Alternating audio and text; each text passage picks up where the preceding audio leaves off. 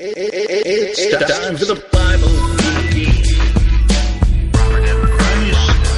We don't really know for sure what it is and what it's not. Holy Ghost, God, baby, God, blasphemy, Ghost, it's time for the Bible Geek.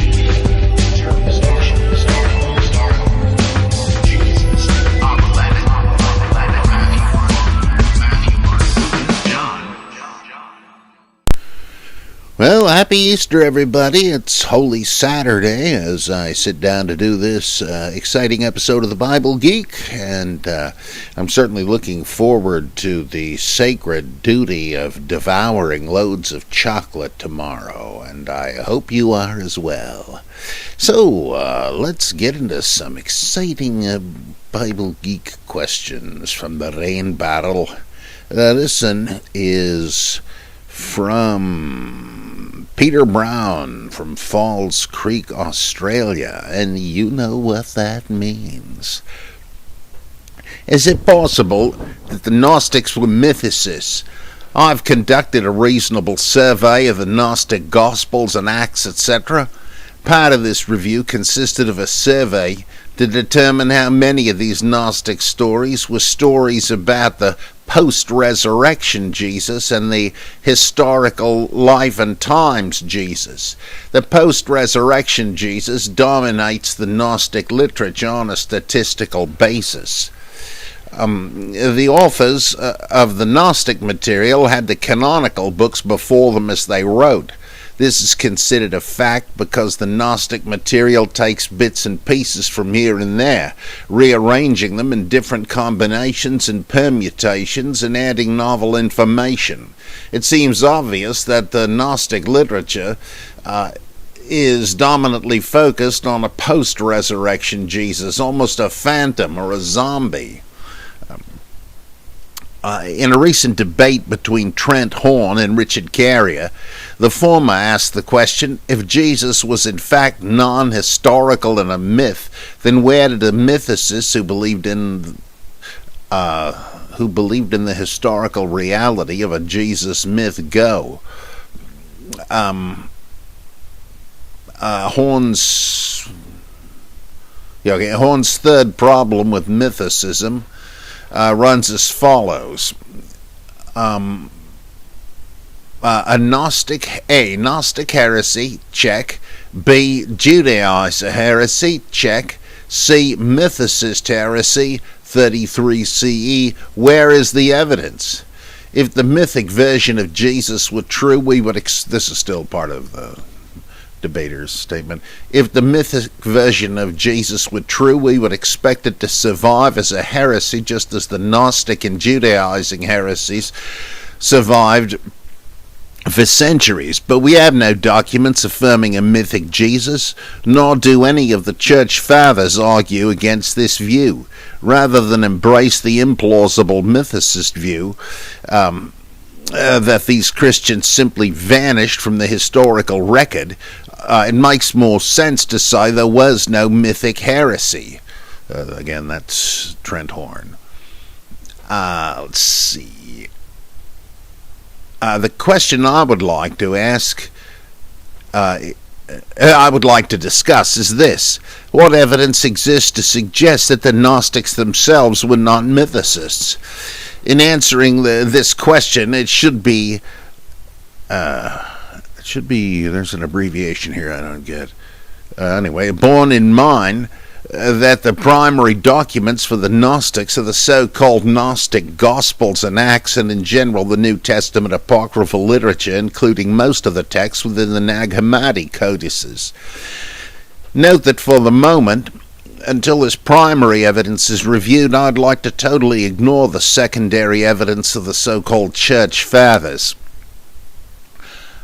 Were the Gnostics the mythicists in antiquity? For example, does the Gnostic literature, as defined briefly above, suggest more of a mythical Jesus or more of a historical Jesus?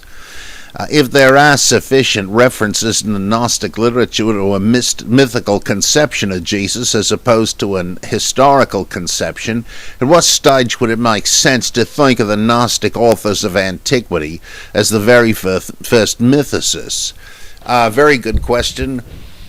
My thinking about this, I don't want to say my theory because I'm not sure I'm the one that came up with it, though I've not read it elsewhere, is that what we know of as Gnostic Docetism, right, the idea that people were seeing Jesus hanging around on earth, but when they touched him or tried to, their hand went right through him, or found him to be like Iron Man, and it would switch back and forth. The same thing is said, I believe, about Simon Magus, and so that this became the classic view of the Gnostics and some other ascetics, not necessarily Gnostic, that Jesus would not have degraded himself by taking on human flesh. No, they saw him, but they were seeing a phantom, as you say, a kind of a hologram, an optical illusion, precisely as in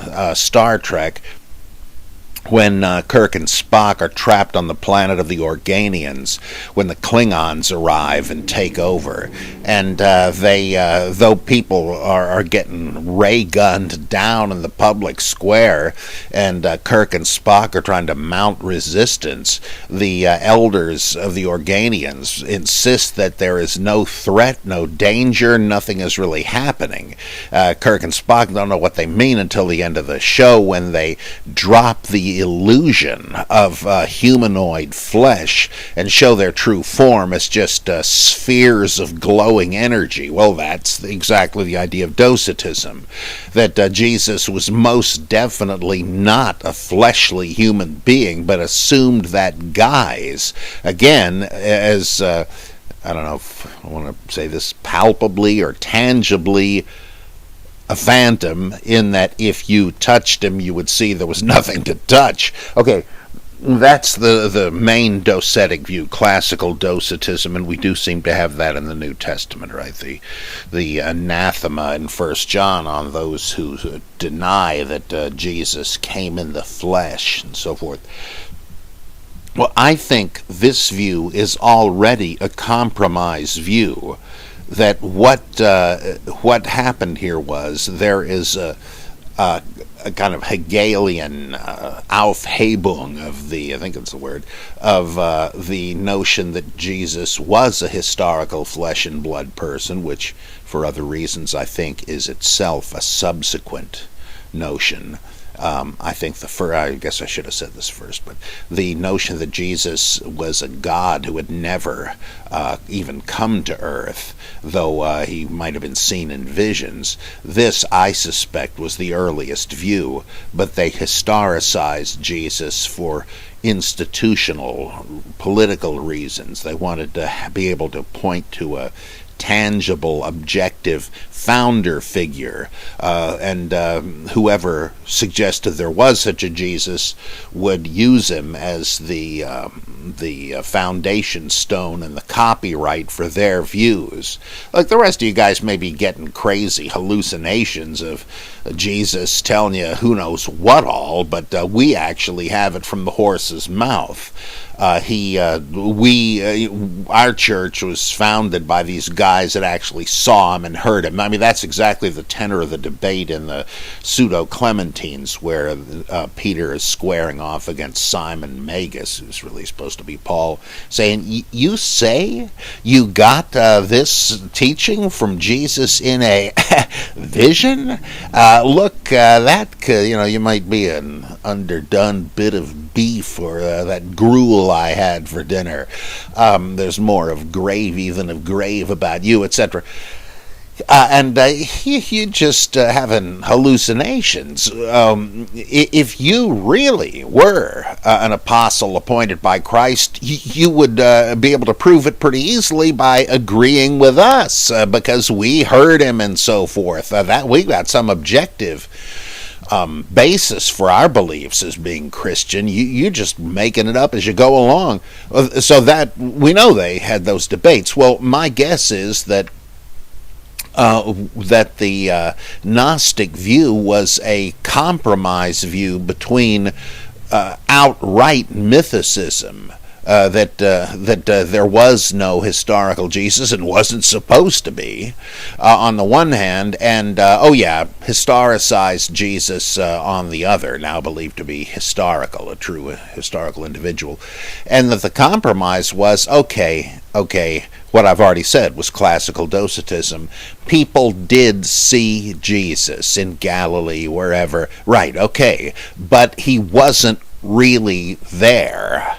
I think that's that to me has the marks of a compromise view, very much like, very analogous to the messianic secret theory of Reda. So I think that is the form of, that's I think the original existence of mythicism before classical Docetism. Well, how dare I posit a pre-textual version of mythicism if even our Gnostic texts, as you point out, don't have anybody saying that? Well, as you also point out, these texts are fairly late, right? They presuppose and make use of what we think of as the canonical text. So any way you cut it, there must have been an earlier view of Gnostics, and there's plenty of reason to think that, in my opinion. And so I'm guessing, and it's an educated guess, though of course can't prove it, that overt 100% mythicism, he was the Son of God in the heavens, period. I think that was the original view of Gnostics or other mythicists. Do we have any evidence in the New Testament canon that there were people that believed there was no Jesus? Well, I think so. Again, this is not absolutely clear, but the most natural reading of this passage in the beginning of 2 Peter implies this, where he says, we did not follow cleverly devised myths when we told you of the power and coming of our Lord Jesus. We were there with him on the holy mountain and heard the voice speaking to him, etc. That, to me, seems to imply that somebody was saying that this is just all made up, that nobody was there to see this because there was nothing to see. Move along. So I think that's a pretty good indicator. I mean, it's possible you can interpret it another way, obviously, but it seems to me that what I have heard as an explanation is just a possibility preferred because it fits in with the more orthodox views of church history and so on. So I think think that the original Gnostics or their predecessors, whatever, were mythicists, and that evolved by hybridizing compromise into Docetism. So good question, Peter. Appreciate that. Now, this from Tristan in Maryland. In a recent discussion over the holidays, that this is Christmas holidays, I got a pretty full rain barrel here. The topic of Mary's visit to Elizabeth came up. I mentioned that there is some contention over the Magnificat, that some have posed the idea that it may have been Elizabeth who states such, who sings the hymn, and that the pacing and flow of the narrative supports this. Looking into it further, later on, I found that there is nearly no material evidence or manuscript evidence which supports this, only a scant handful of Latin ones. Could you shed some light on why it may have been Elizabeth who sang the Magnificat, or just some historical thought as to what the song is doing in the story? It seems inserted, perhaps, from some older tradition. Well, I'd like to refer anybody interested in this to my book, The Widow Traditions in Luke Acts. That I go into that there, but what is the basic case? As you say, there are a couple of old Latin manuscripts that have "and she said," apparently referring to the most recent proper noun, Elizabeth, She's the last one named, not Mary, and then you get that. Or, and Elizabeth said. That's not much, but I take it pretty seriously, as J.C. O'Neill always did, when some weird thing pops up like this in the tradition, like I think Sinaitic Syriac has in Matthew's genealogy the flat statement that Joseph begat Jesus. No funny business. I mean, who would have changed it to that? You kind of have to suspect you've got a strayer from the manuscript tradition that has otherwise been corrected. The same thing with Jesus Barabbas in old Latin manuscripts of Matthew and so on. Can't prove it because the evidence is just too fragmentary from that early. But I think it's really a case of the more difficult reading being more likely to be the original, which is usually the criterion they follow. But aside from that, what reasons are there? Well, there's the form critical argument. Now, I know a gospel form or any other kind of literary form is an ideal type, and you expect to find variations from it occasionally. But here, I think it does suggest that let's see. Well, I guess I'm getting off the track here, but it's relevant. In the larger question of whether the Gospel of Luke is even trying to tell us that Jesus was miraculously conceived of a virgin, maybe not, because in another one of these, the one that precedes this, what the heck is it called? I forget now. But when Gabriel makes the annunciation to Mary, you're going to have a son and he'll inherit the throne of his father David, etc. Mary interrupts him and says, well, wait a minute, how's this going to happen? I know not a man. I'm still a virgin.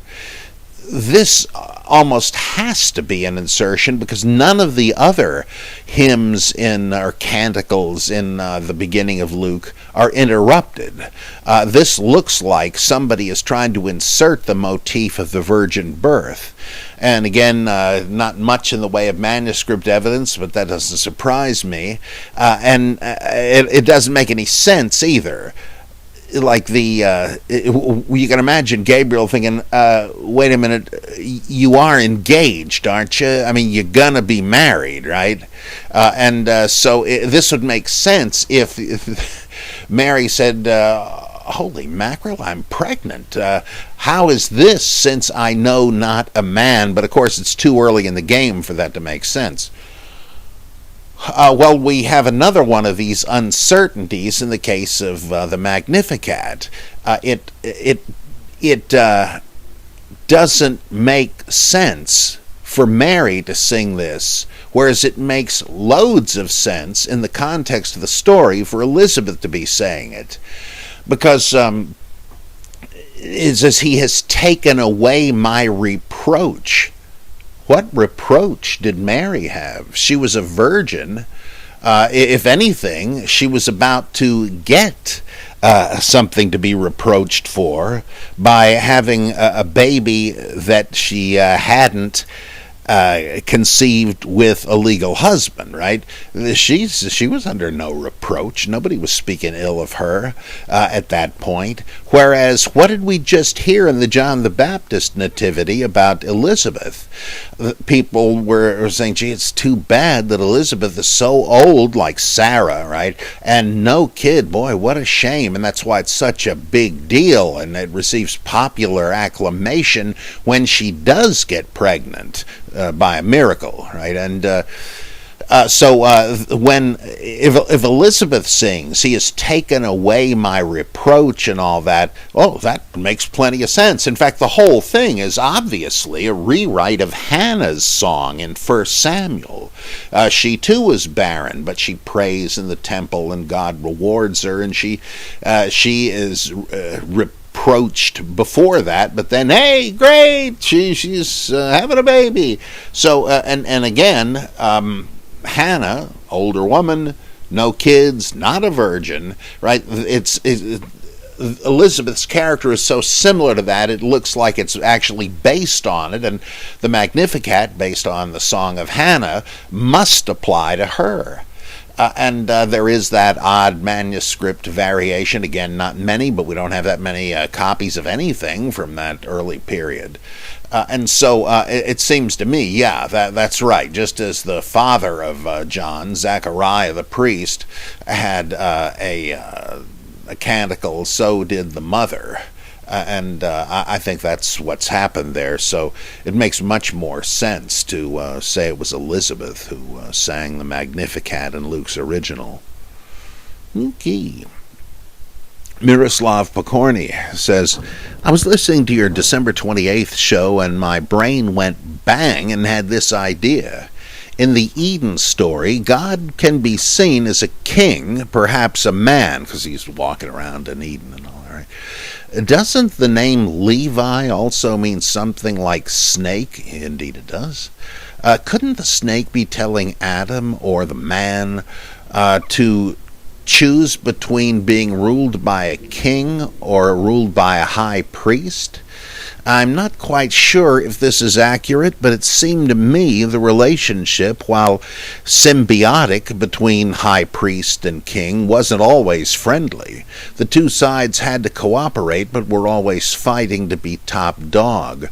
Could the story be a way of telling the common Hebrew to forget the king and place more trust in and obey the high priest? I guess it could. That seems to me a little bit of a reach, but I do think something kind of like that. I think that the serpent is Nehushtan or Leviathan, and this is a kind of watered-down version of the combat myth, whereby Yahweh becomes king of gods, whose representative was the earthly king of Israel, by trouncing, either taming or destroying the serpent, the dragon of chaos. And the Levites were originally, I think, following Ignaz Goldziher, the priesthood of the god Nehushtan. So I think it has to do with sectarian loyalties rather than the later institutions of the monarch versus the high priest. Though there is a pretty clear rivalry between those two, as you say, that as Philip R. Davies says in the great book In Search of Ancient Israel, the stance of Deuteronomy blaming the fall of Israel and Judah on their rotten kings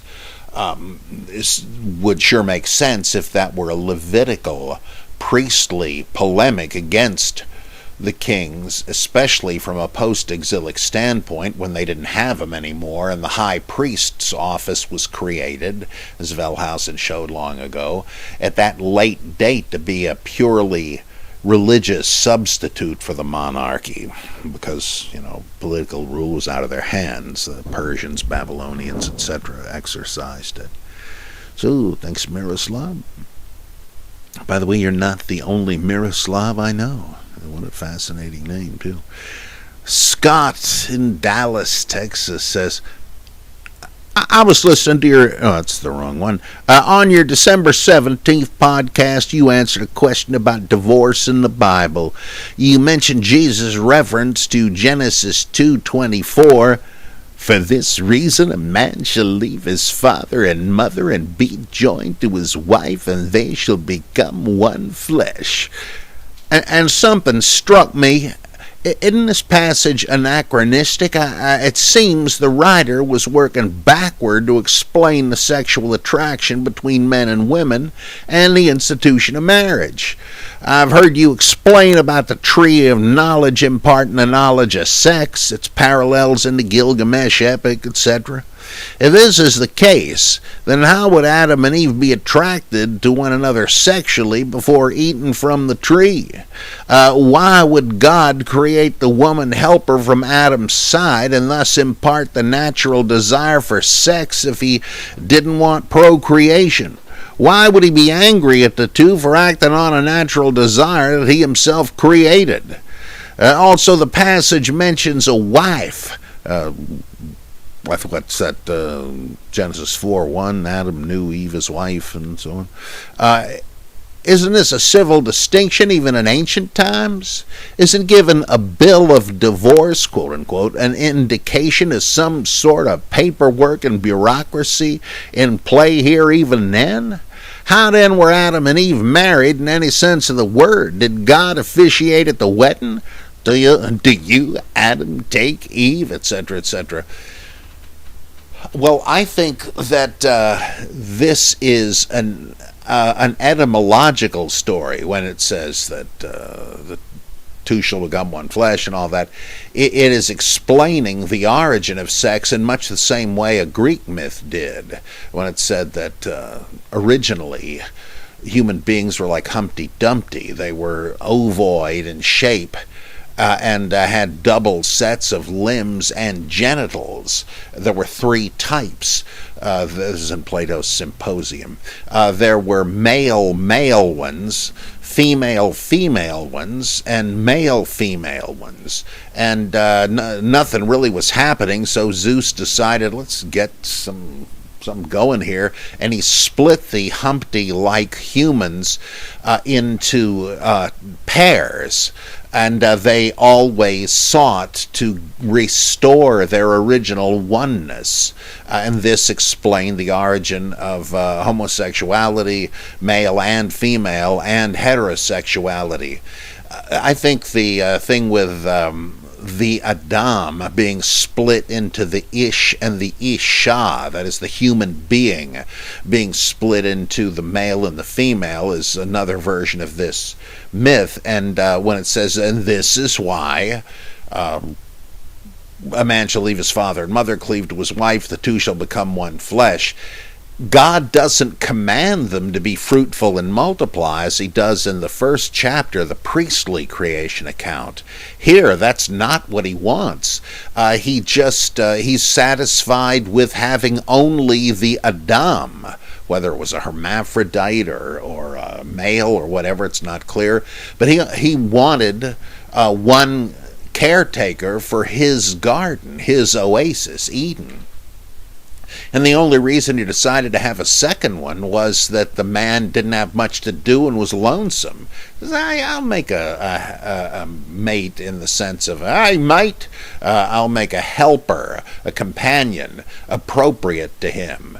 And he's not thinking of how can I get a sex partner for him, because his first several attempts are animals. He doesn't think Adam's going to be mating with a salamander or a tiger or a mongoose. No, he says, gee, none of them really fill the bill, and that doesn't take much imagination. None of them can talk, right? He can, because he gives them names, but this is, hey, Bill, the kangaroo, how you doing? Bill's not going to know what the hell he's talking about, because he can't talk, right? And my cats can, but other animals cannot. So it's pretty obvious why none of these are fit companions for the soul man. That's S-O-L-E. And so he's made each one of these directly from the ground, the dirt, just as he did the Adam. But he says, well, they're all so different, too different. Let me try another approach. I'll make another of him from him. And so he takes the rib and all that stuff, right? There's still nothing about him having a partner to procreate others like them. He only wants one, and he doesn't even need the second one. It's just to give the Adam a break that he makes her. Now, isn't that a little too convenient that they're male and female? Well, yeah, but you got to keep in mind this whole thing is an etiological story.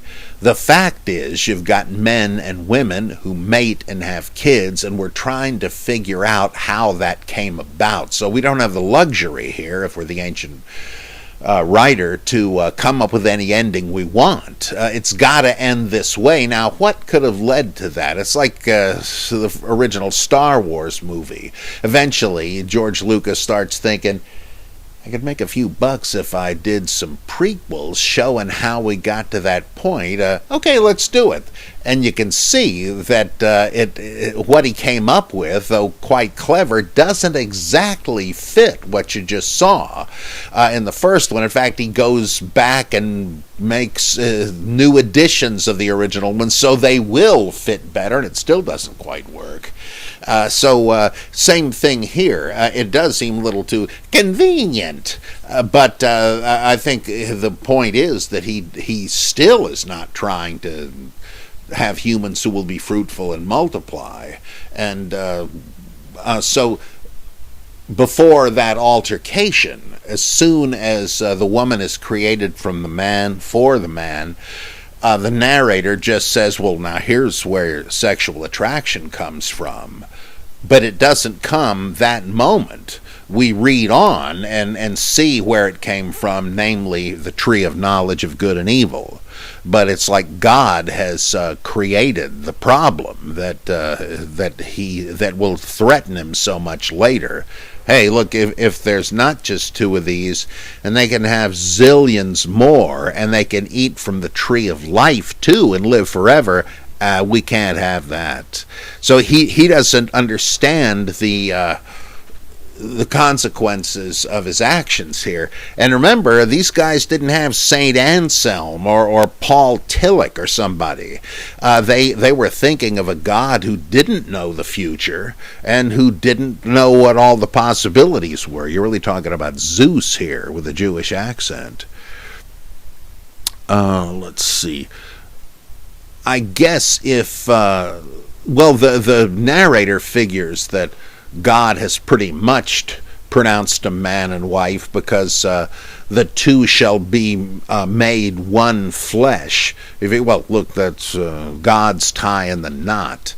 In fact, we don't know what the Jewish wedding ceremony was like in the Old Testament. There's nothing about that. It's kind of taken for granted because apparently everybody knew it too well. You notice how in movies where they have wedding scenes, the writers, being utterly ignorant of religion, don't understand that the minister or priest is reading from a service book. They think it's the Bible, as if the wedding liturgy is in the Bible. It's not. The most recent one of those I've noticed is in the Fantastic Four, Rise of the Silver Surfer, when Reed and Sue are getting hitched. The guy's plainly got a Bible open. I'd like to know where he's reading from.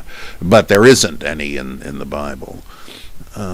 Not saying there wasn't in ancient Israel, because you're right, the bill of divorce implies record keeping and official documentation, but we're not told anything about the nuptials. One more thing Scott says, and this is great. Also, what mother and father did Adam leave? Right, for this reason, a man will leave his father and mother.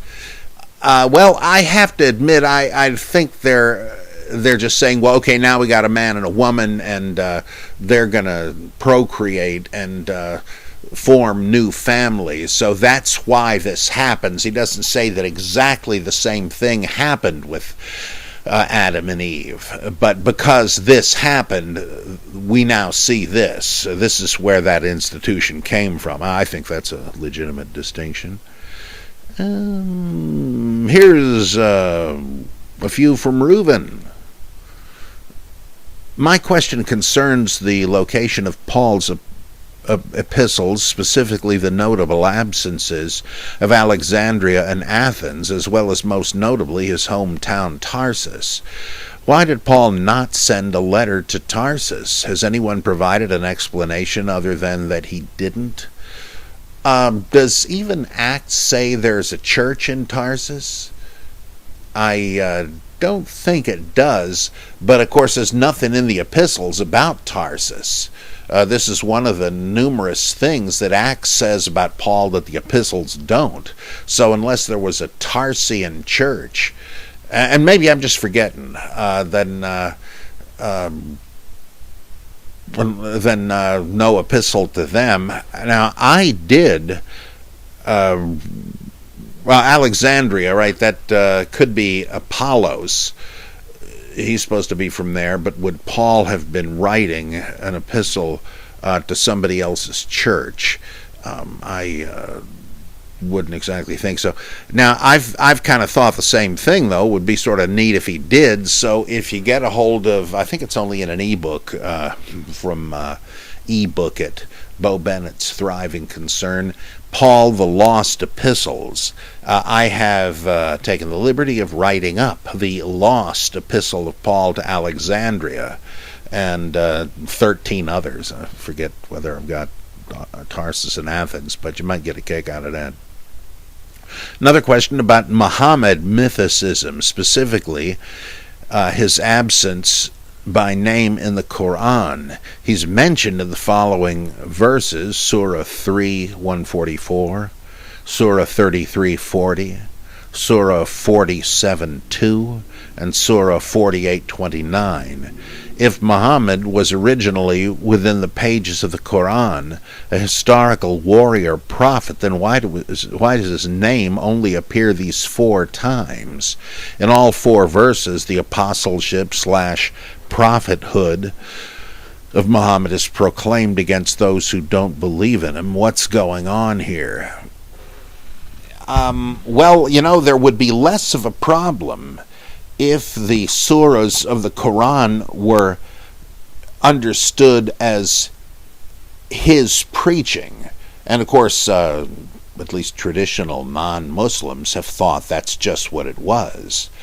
And so that could help here, but you wouldn't necessarily mention your own name in your preaching, right? But since, according to the pose of the author or authors, these are revelations spoken to Muhammad by, ultimately from Allah through Jibril or Gabriel, who dictated from the heavenly book.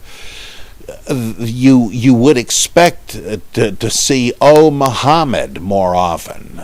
And it is a little odd that you don't, but that does raise the question of whether the surahs were originally even supposed to be revealed to Muhammad.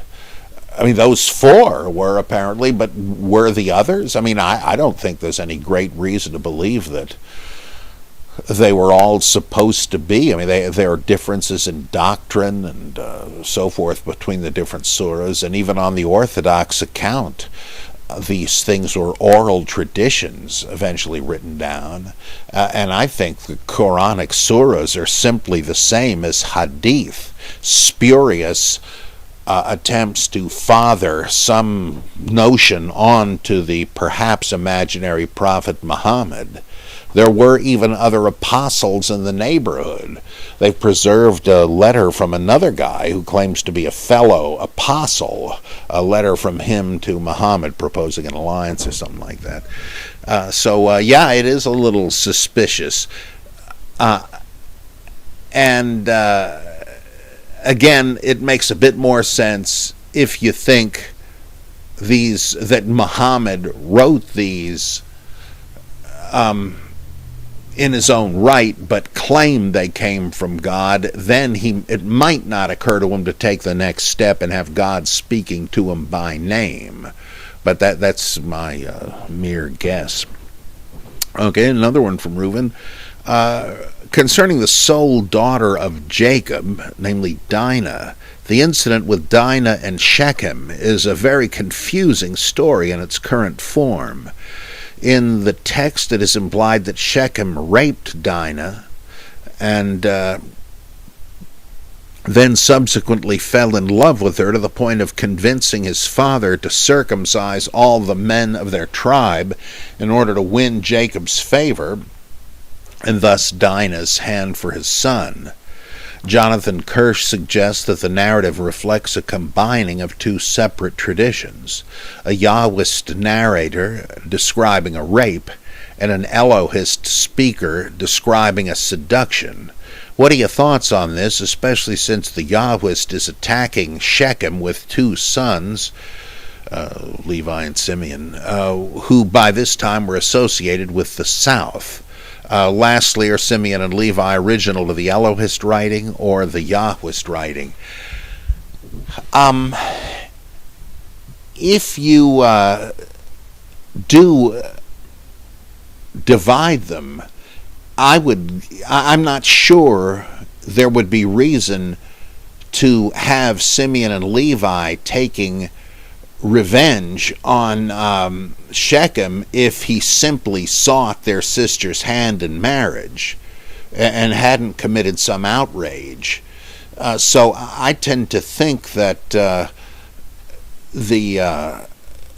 whereas their revenge does depend upon Shechem's proposal to marry Dinah. Any way you cut it, that's clear. But I think the rape and the sincere asking for her hand and the revenge all fit together quite nicely. I mean, again, I don't even know the Hebrew language, so there might be, some lexical reason or something, but it seems to me that the plot logic is pretty clear, that there might not have been a problem marrying Dinah to Shechem had he just been able to keep it in his pants, that his love and desire for Dinah just got the better of him, and he raped her, which is, detestable, rightly so, in the eyes of biblical writers.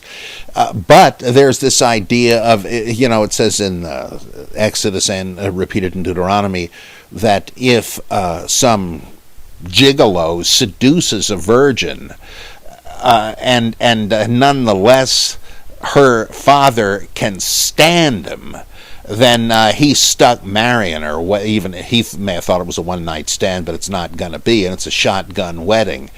Well, it's not conceivable, even as a category. It's not inconceivable, as implied by this kind of law, that you could have somebody raping, etc., but the wedding goes on, even if it's a shotgun wedding. Well, here it must have been familiar to them that you might have a rape, just like there are marital rapes, right? That this guy just couldn't control himself, didn't control himself, and even though he tried to patch this up, and you can see what he's thinking, right? That look, I know this was wrong, but I'm not just using her. I love her and want to make her an honest woman or whatever. I want to marry her. That kind of negates the problem, doesn't it? And to show you how much I mean this, I'll be circumcised and have everybody else circumcised, as you demand. But Simeon and Levi aren't going to accept that. They're so outraged by what happened that they'll say, sure, we'll go along with you. And they figure these guys smarting after the circumcision gives them the perfect opportunity to descend on them and kill them.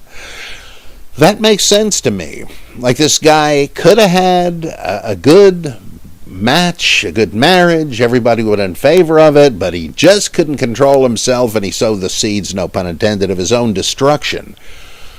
The fact that it's only Simeon and Levi also makes you wonder if the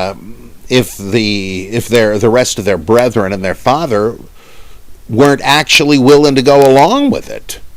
So that would imply, he really did love her and did ask for her hand in an honorable way, trying to make up for what he had done.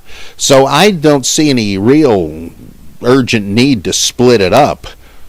Could be. Let's see, here's one from Jim.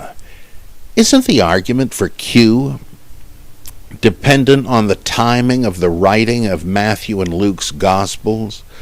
If they were both using Mark as a source and were written in close temporal proximity, then the Q source is more likely. Let's let's see. Okay, however, if Matthew came a good temporal distance before Luke, it's possible that Luke used Matthew and Mark as a source, thus eliminating the need for a Q source, and Matthew theoretically becomes Q. The reason I ask is I've heard you speak of Q as a reasonable hypothesis for the similarities between the Gospels of Matthew and Luke, but then I heard Dr. Richard Carrier make a strong case against Q, stating that Luke borrowed from Matthew. What evidence have you found compelling for yourself that apparently wasn't compelling to Richard Carrier? And do historians have a concept of the relative difference in dates between Matthew and Luke? Well, I'd say most New Testament scholars just hold to the apologetics-derived notion that Mark and Luke were written around the same time. As early as they can figure, they might have gotten a hold of Mark, so they put it around 80 usually, Mark being at 70. And of course, I think these are ridiculous estimates. I think that you really don't have any evidence for any of these Gospels until the 2nd century.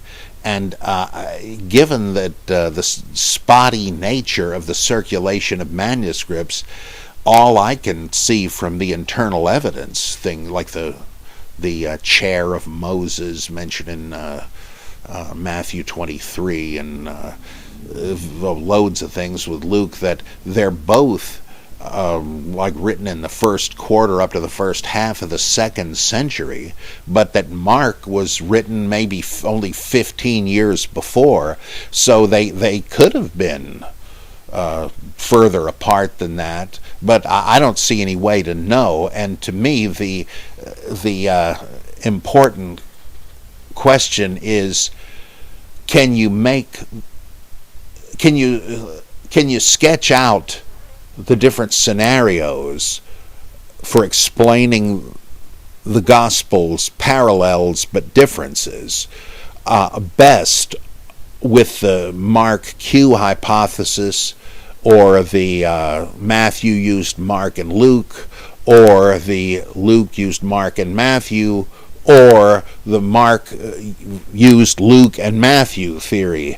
And it seems to me that all of them but the Mark Q hypothesis raise more problems than they pretend to solve, and still leave us up in the air wondering where the heck did they get their unique material.